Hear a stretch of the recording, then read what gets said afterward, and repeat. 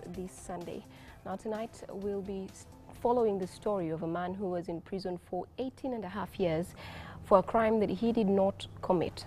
Let's take a look at Edward Edmary Mpaji's story. Edward Edmary Mpaji lives here in Zambia, a Kampala suburb, with his wife and 4 children. We found him seated on the veranda of this storied building that not only houses his residence, but also his shop. This is his story. In 1981, I was arrested with my cousin brother. Then in 82, we are sentenced to death. We are taken to prison of killing or murdering somebody who was still alive.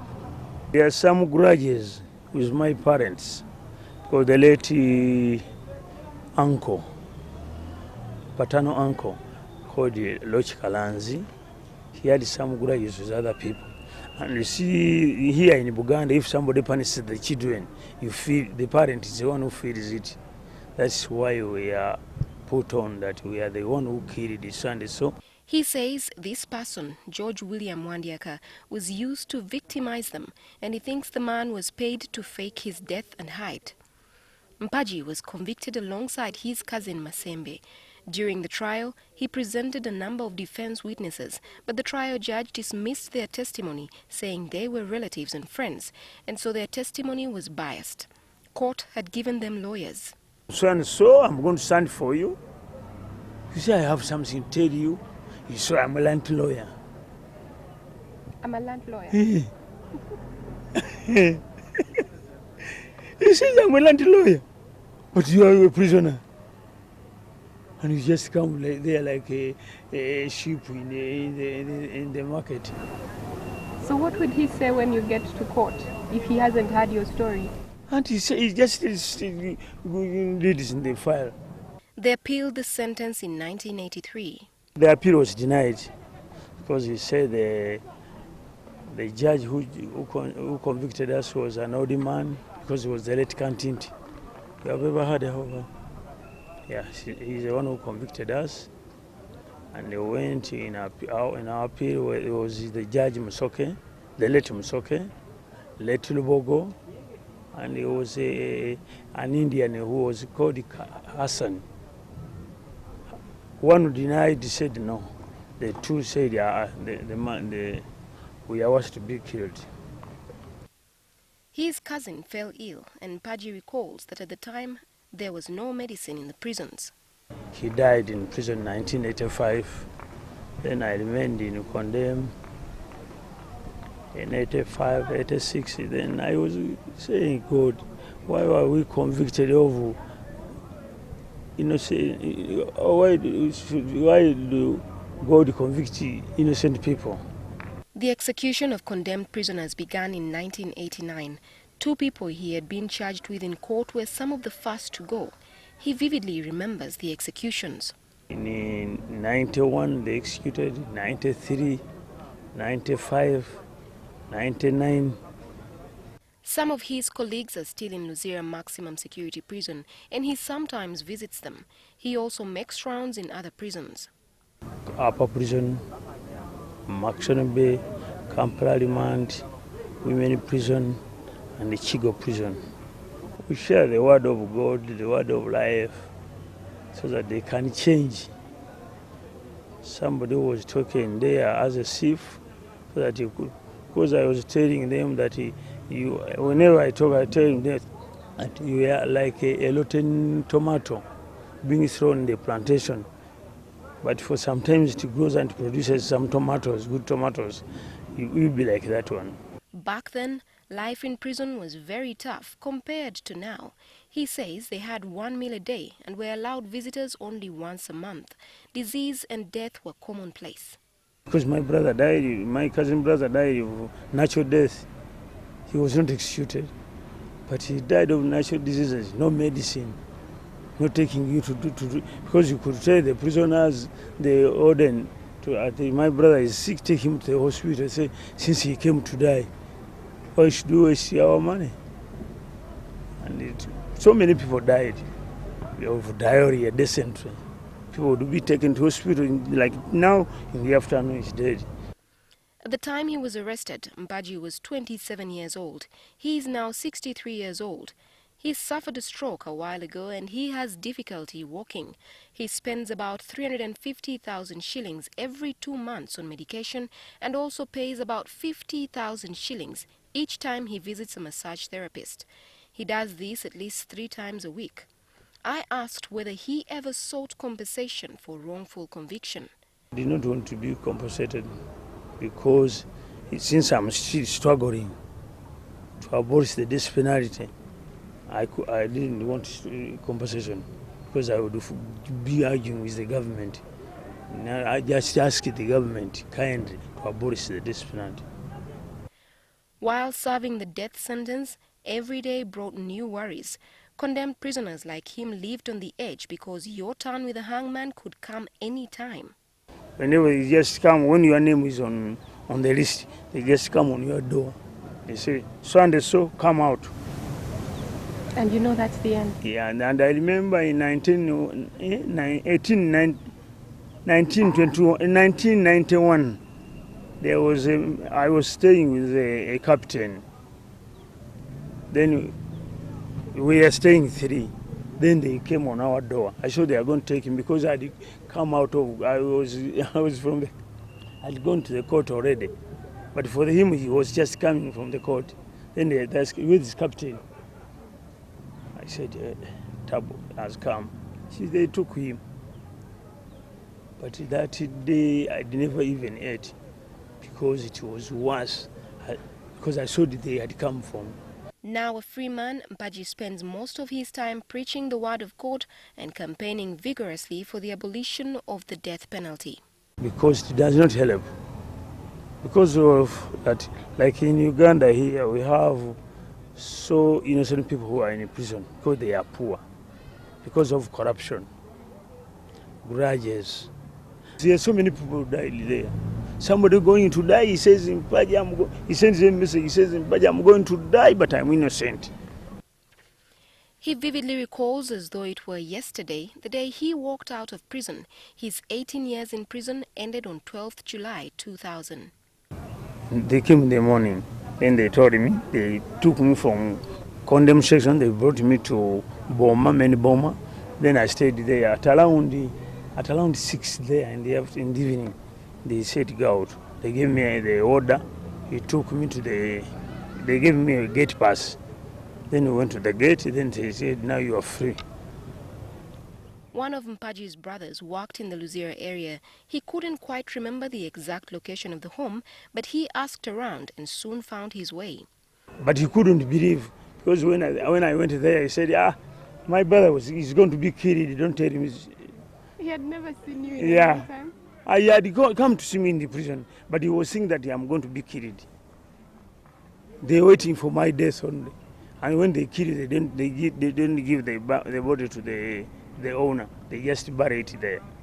Mpaji does not carry the burden of revenge or vengeance. In 1983, I forgave everybody. Even I told them that I have forgiven anybody who participated in my suffering. Because it was a big lesson to me. He tried many times but was unsuccessful in his quest to find George William Wandiaka, the man who faked his death and caused him 18 miserable years in prison. But suddenly he died after my release in 2000. I was looking for him, but I couldn't meet him.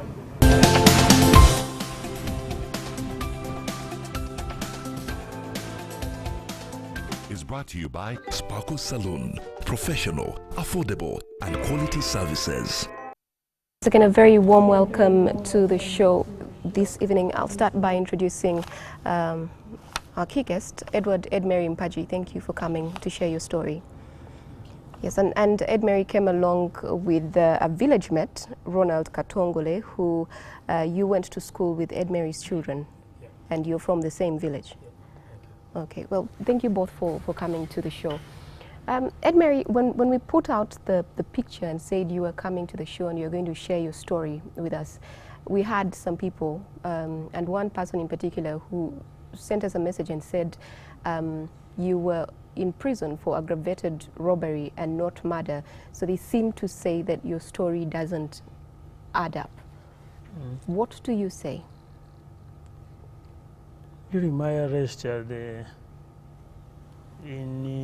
81, I was charged of robbery at first. But when they... It was aggravated robbery? Yeah, aggravated robbery. Then when I was summoned, they said I killed Wandiaka, and before after, I stabbed him on the stomach. Had you ever met Wandiaka at all in your life? After my release? No, before. Yeah, I used to meet him. He was somebody from your village? Yeah, from our village. Okay, so you started off being accused of aggravated robbery. Now it comes to murder. And when the prerogative of mercy went to my village, he asked him, Paji is going to be executed. What do you say? And I was being charged of murdering Wandiaka. Then when they asked the villagers, they said, no. If Paji is accused of killing Wandiaka is still alive. But they still went ahead? They still went ahead because the judgment couldn't be reversed. Okay. Well, by that time, we had no mitigation as per now. Okay. Well, Ronald, you were much younger at that time. What do you remember around the village? What was the story about Mpaji?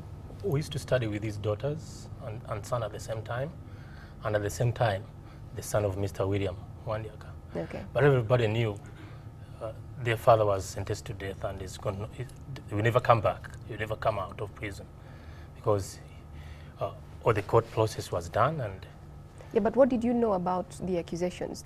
Did you know that he was accused of murder, or was it robbery? We know he was accused of murder, but everybody knew Mr. William was still alive. But it was hard for the villagers to go through the court process, and the process was too tough for them to do, to get him out. Well, Ed Mary, 18.5 years in prison. So you come out. What has changed? What was different for you when you eventually walked out of the gates of Luzira? And so... Yeah, everything had changed because of the long time I had stayed in prison. Even the children, those who are left when they are still very young, like him, I met big people. And what was... there are people who come, you see, you pass here, like in Mukwano Street, the other Mukwano Street, it was not there by that time. But when I came out, the people who, because the other brother of mine gave me a car in the morning, then I got a driver and he drove me in Kampala to show me the way. What were you thinking driving around Kampala? Yeah, I was seeing to see new things, which I had taken a long time without seeing. What did you learn while you were in prison for 18.5 years? Yeah, when I was in prison, I learned a lot of things. First, I learned forgiveness, to forgive. Because when somebody is executed, they create more problems than solving the problem. Because when you kill somebody, like if I was killed, I was innocent, and so many people knew that I'm innocent. If I was killed, maybe my children could revenge. That's what I learned, that you should learn to forgive. Do you and think, not to fabricate cases against people. do you think forgiveness comes that easy for people, for other people? Yeah, it can come through prayers. Because you get strong, the Holy Spirit will guide you out and you learn to forgive. What do you think about the injustice in the world now? Corruption, all these murders, the injustice, yeah, I think now, people who are in prison, because now I go to prison to evangelize them or to share my experience with them, to teach them the behavior change, how to change. Now, when you go to prison, you find now poor people who are still in prison, who cannot manage to hire a lawyer because we are given this state brief, who could come to the court, whom you could meet in the court. In the dock, he says, I'm so and so, I'm a land lawyer, I'm going to stand for you. And you can't deny, because you are suffering in prison, you want to come out. So are you saying these lawyers would never let you tell them what actually happened? They would just go with, where would they get the information they were using against? They get the information from the files, not from you, because you would like to tell him something, and he tells you, I'm a land lawyer. Since he's a land lawyer, I'm not a lawyer. Then you say, okay, what can I do? Oh, Ronald, what was happening on the village when Ed Mary was in prison? Yeah, it was a lot of pain for many people, but they had nothing to do. Because after the appeal, you only wait for the president, either to give you pardon or to be executed. Did they look for Wandiaka? Did they try to find the man who said, who was supposed to have been killed? Wandiaka used to come to the village, sneaked in the village and then go away. He used to stay in Jinja. But they had forgotten about him. They had given up about him. Everybody gave up about him. And remember, by that time, there was a lot of corruption. If somebody convicts you, nobody will bother. Like if the villagers, they don't know the system. You just say, unless you, the prisoner, to tell them what to do. But they had nothing to do. Because it is like when I sent a message to them, when the prerogative officer went to home, they asked them that Mpaji is going to be executed. What do you say? They say, Wandiaka is still alive, and we see him. He always comes here on the village. Then it's when they went to the Komora chief, the Batongori by that time, to confirm. But it was not reversible. Like this time, there is a mitigation. You can appeal by, and by that time there were only two courts. We had the High Court and the Court of Appeal. That is the end. What did you lose in these 18.5 years in prison? Yeah, when I was in prison, I lost a lot of things. Even my family. What do you mean, your family? I had a family with my children. Then the others, I'm still looking for them even up to now. They went with their mothers. Maybe the mother died, and the child remained in their village. I couldn't find them. Just recently, I found one who came looking. He was just announcing on the CBS looking for his father. Then I found him. How did you lose a family? So you got to prison, you left them at home? No, you see, when I left at home, they were tortured by the husband or the father was charged of aggravated robbery. People feared them. Now the mother went, the wife went home, and unfortunately she died in 1988. She died of this epidemic disease. The children, some of the children remained with my parents. Some, they went with their mothers. Okay, well, let's take a short break and we'll start off from there when we come back. I found some of them, but some have died now. Because since I was released, I've lost two children. So you said some of them were with at your parents' house? Yeah, some have not found them up to now. So they left after you? I don't know where they are about. Wow. Yeah. So is that part of the loss that you were talking about, Ronald? Basically, he had a stable family. When he went to jail, the family was no more. I think besides the family, he lost a cousin brother over the same offense, and he was innocent. In prison. So that is a big loss. Why, again, did you say you don't want to be compensated for your time in jail if you were innocent? The reason why I don't need compensation, because I will be struggling to compensate me when I'm struggling to abolish the death penalty. Because I've moved all over the world. I've been at the UN campaigning to abolish the death penalty. But there is just some they have abolished, like Rwanda abolished it. Yeah. And some, like ours, is still there. And I tell the younger boys and girls, we still have the girl there at Ruzira. Yeah, because for my go there, have permission to go to prisons and to campaign people to stop committing crimes. Edmary, which girl are you talking about? The one, is there a girl in prison who is, you say that there's still a girl in prison? The execution chamber is called a gallows. It's called, the gallows. gallows. Yeah, the okay, gallows. sorry, I had the girl. The Edmary, what were your dreams when you were younger? What did you want to do with yourself? When I was still young, Yeah. I had gone to I went to school. Even I studied at CSS Farm School. Had some papers in agriculture, poultry, animal husbandry. But during a minute's time, when I started working, it couldn't work because money had no value by that time. Then I joined some business, to make business, the Magendo by that time.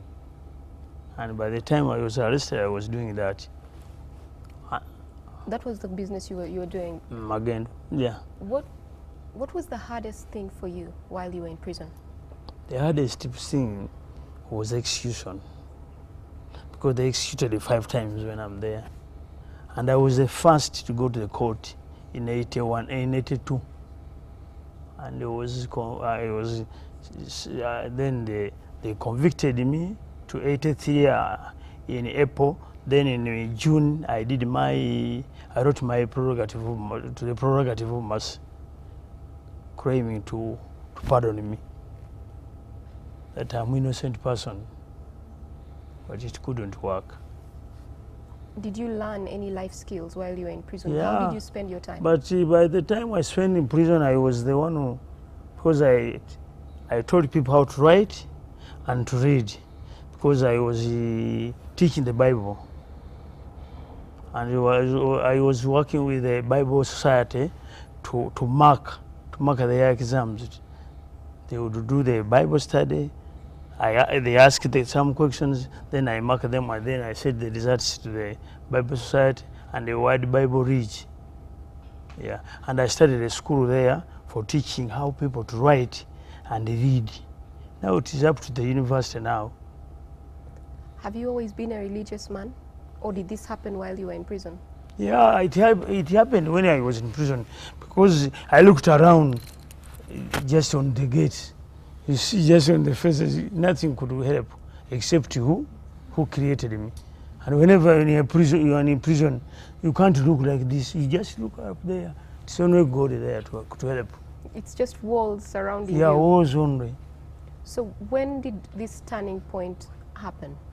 When did you now turn to God and you know? Yeah, since I was arrested, it is when I turned. I was praying before I was arrested, but when I was arrested, then I said, now whom I'm just remaining with only God.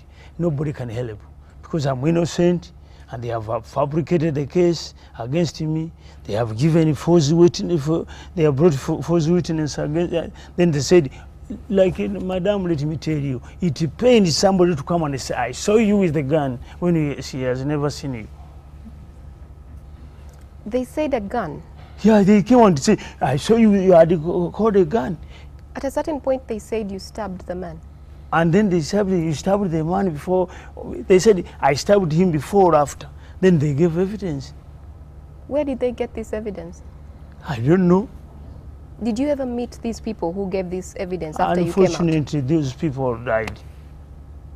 Well, everybody died before you. Yeah, I couldn't meet them. Executed. Everybody died before you who was supposed to be executed. Yeah, it's God is mercy. I don't know why. Because all of them died. So you've met no one from that time? No one. The taxi, the driver of the car, they were telling me about that one. These are people they actually had. But those who gave evidence, they were about 6, had died. None of your family members ever went to meet these people? They couldn't like to meet them because they don't have a heart like him. They wanted his revenge. I said, no, you forgive them. So you said in 1983 is when you forgave everybody. 1983. Then I wrote in the newspaper. I sent a message outside to write that I have forgiven these people. Did they put it in Whether the they newspaper? kill me, let me die innocent. Did they put the message in the newspaper? Yeah, So the before leaders, in the 19 leadership. Before magazine. 1983, 1981, 1982, when you were still living with unforgiveness, what were you thinking about this man who put you in prison? Yeah, by that time I was thinking of these people, that when I come out, they will see me. But unfortunately, I was then convicted. I said, yeah, now the game is over. I hand them to my God, that I forgive them. What was a typical day like in prison? So you wake up in the morning and then Now, it was like this, when we wake up in the morning, we go for prayers. We could pray the rosary, as we Catholics. After praying the rosary, then we go to classes. We go to teach people how to write and read at first. And so many people who could study. There are so people who have studied from prison. I think you saw the results. yes. Yeah. And then what would happen after prayer? After prayers, we even would do some game. We had the indoor games. We could play some games Like what? like Mweso, Matatu, Drafty, Scrabble, chess. Wow. Yeah. And then after games, was there any manual labor? No, we had no manual labor because we were convicted. We were not allowed to go out for manual. We are Especially if you staying were on inside. if you're on death row. When you are everybody. on death row, you don't go for manual. Okay. But these days they are doing some crafts. Okay. So you just sit and just play games, But pray. the time was good because at 3 we are inside. 3 p.m. Yeah, but during Bote's regime, we could stay inside, just to come out for 40 minutes. In the morning 40, in the afternoon 40. And you could come out without getting sunshine. Because you could come out when the sunshine is still down, and then when you come in the evening, when it has passed, and you just get vitamin D. So you are on death row. You don't even get to see the sun. I know, What kept you going? it is God's will. By God's help, it is when you see I'm still surviving. And that's why I got this stroke, because of cement You used to sleep on the floor. on the floor. One blanket down, you cover with another one. Other 2 blankets. For 18 years. Yeah, wait. I know when during 91, we had a pandemic disease. And so many people died. But God is great, I survived. They died about 66 people within 3 days. Dysentery, you said. Huh? And did you say dysentery? Diarrhea? It was dysentery Okay. and diarrhea. Then I asked Father Agostoni that we are sleeping on cement, help us. Then he got us some more mattresses, 3 inches. Ronald, you said you were in school with his children. Yes. What was life like for them after he was in prison? And how did everybody lose track of them? Basically, they dropped out because they couldn't find school fees. And now that their parents were on death row and they were supposed to die, nobody cared about them because they were like orphans. So 1981, how old what class were the children?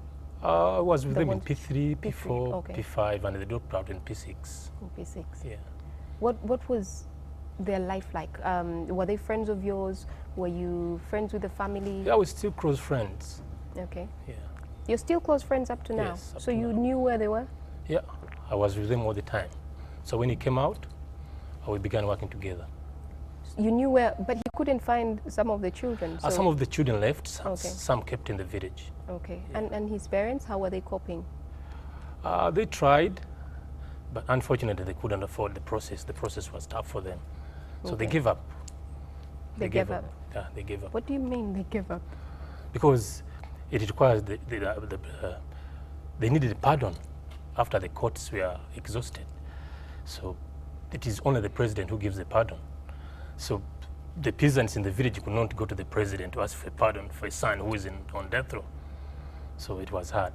Okay. So it was after a lot of campaigns on radio and TV that the prerogative of mercy came to the village to confirm his innocence, and then somebody took it to the president for the pardon.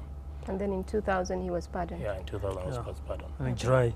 In July. Okay. Well, let's take another short break and we'll be right back. With us, we're coming to you live from the Kampala Serena Conference Center, Nile Room. Well, just before we continue with that discussion, let's take a look at where Uganda is on the death penalty. So Uganda still retains the death penalty under Article 22(1) of the Uganda Constitution as amended 1995. Currently, 28 offences attract the death penalty under the Penal Code, the UPDF Act and the Anti-Terrorism Act. In East Africa, Uganda has the highest number of offences with the death penalty as the maximum sentence. Kenya has 11 and Tanzania has 5. Rwanda and Burundi abolished the death penalty. Mandatory death sentence was abolished in 2009 following the Supreme Court decision in the case of Susan Chigula and 417 others. And a delay beyond 3 years after exhausting one's appeal to a death sentence was found unconstitutional. 42 former death row convicts have been released, including the lead petitioner, Susan Chigula. 186 had their sentences commuted to life imprisonment, while 21 were resentenced to death. The last civilian executions were on 29 April 1999, where 28 were executed, while the military ones were in 2003. But it's not clear how many death row convicts have been hanged, largely because of poor record keeping. The 150 convicts on death row in Luzira, there are 150 convicts on death row in Luzira, 144 are men and 6 are women. Globally, 141 countries out of 195 independent states have abolished the death penalty in law or practice. 104 have fully abolished the death penalty, including 21 from Africa. 6 have abolished it for ordinary crimes, 31 have abolished it in practice. That is, they've not executed for over 10 years, while 55 retain it on the statute books and are executing. Is that information the same as what you have? Because I know you've been going around trying to make sure that this happens in Uganda. How far are we with abolition of the? How far are we with getting the death penalty abolished in Uganda? Yeah, here in Uganda, it's like in Kenya and Tanzania. Yes. There is a moratorium about the death penalty, but at least people have been released. People have been convicted. Because there is a system of mitigation. Okay. Some have been, now they are, I think they have remained about 120 on death row, and about 4 women. Yes. Yeah. Well, I was speaking to Mr. Sewanyana earlier this week, and he shared with me that a private member's bill, the Law Revision Penalties in Criminal Matters, Miscellaneous Amendment Bill 2015, is before Parliament to, among others, repeal all the provisions that provide for mandatory death penalty, reduce the offences that attract the death sentence to 1, and that is murder, and define life imprisonment. The bill was presented for the first reading and committed to the Legal and Parliamentary Affairs Committee for consideration. Public hearings were completed and a report is pending presentation to the floor of Parliament. Do you think this is enough? Is there anything more that can be done? Just campaigning. Just campaigning? Yeah. Is that why you wear the T-shirt? And to sensitize the community that at least we should abolish the death penalty. Another thing, many people think death penalty is for the criminals. When somebody talks about the death penalty, they think the criminals go to death row. But you can be accused. Anybody can be accused. Anybody can be a victim of death penalty. Well, actually speaking about that, when we were talking about the thing that upsets you the most, and you told me about mob justice. Yeah, even I've been talking on the radios and televisions about stopping mob justice, because some innocent people are being killed innocently. Because somebody, maybe they have a business, he wants to eliminate his friend. What he does, he says he has done this. because there is a man there, they were border. They got some money, they bought a taxi. Then the other one said, I want to remain with that taxi. What he did, he called him, hello, you come today so that we can share our profit. When this man went there, he never met him, his friend. He had gone somewhere. When he asked, where is he? He said, he's coming. When they asked the woman brought some tea and some escorts. By the time they were sitting there, the man came that he has caught him with his wife. And the man was killed. By a mob? By the mob. He just said, this one I forgot is my wife. But after some time when they came, they see the man had the shoes, the boots with dust, the jacket. It was shit on the body. He said, somebody who was sleeping in the bed with a woman, it looks like this one. The man was caught. But the other one was already dead. The other one is dead. When they caught him, they gave some canes. And he said, no, don't kill me. It was ABC. The man is there in Brazil. Therefore, I appeal to brothers that we should campaign for the abolition of the mob justice. Because so innocent people, like I think this is the late Muonge, they killed his brother. Who else in your family is still around now, and what do they think about your idea of forgiveness? For me, I've sold my idea in the church, even the churches, in my family, that we should learn to forgive. And I appeal to the community here that we should learn to forgive. Because God is said when we pray our Father, that you forgive me unless when I do what? I forgive. Which means if we don't forgive, we will not be forgiven. And he said it so many times in the Bible. So that is why you forgive. Yeah. My final question to you, when you were in prison, how were you coping? Knowing there's disease, you said there were no visitors, one visit a month. There was no food, you have 1 meal a day?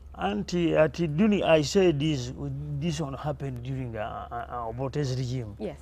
After they took over of Okero, then they started to allow visitors. And even when Museveni came in power, they allowed the visitors to bring with some items. And when you have your relatives, they can bring even some food. So back then, before this was allowed, how were you coping? And they were expecting to die because we were blind, we have no food for the vitamin A, we had no vitamin A, we are struggling, we had no soap, we are a lot of things. Because this one happened that by that time we were caught by Ekera, we are in prison, we are in Ruzira. Therefore, we are suffering because of them. Okay. Well, Ronald, I'll ask you to give us your closing remarks. What would you like us to go home with from listening to Ed Mary's story? I've visited the death row Yes. in Uganda, and I've interacted with some inmates. But somebody comes up and says, I'm innocent, I'm here because of ABC, follows testimony about me. So what I know, all of us can be victims one time. So it could be good if the death penalty is abolished in Uganda, because the death penalty is not a solution. Okay. Well, Ed Mary, I was asking around, and I was told that if you pursue the courts of law, not just you, but anybody who's been in the similar situation and would like to be compensated, they can pursue it in the courts of law. You're still not going to do that? For me, I don't support it. You would not want to be compensated. It will take time. Okay. Well, what would you like us to go home with? Your final words? Yeah, I would say, like Mr. Ronald said, that we should learn how to forgive, and the death penalty should be abolished in our country, because people are using it to eliminate their enemies. People they don't like. Yeah. Well, thank you both very much for coming to the show this evening. Well, and that's all that we had for you this Sunday. Be sure to join us again next Sunday. But coming up is NTV Weekend Edition.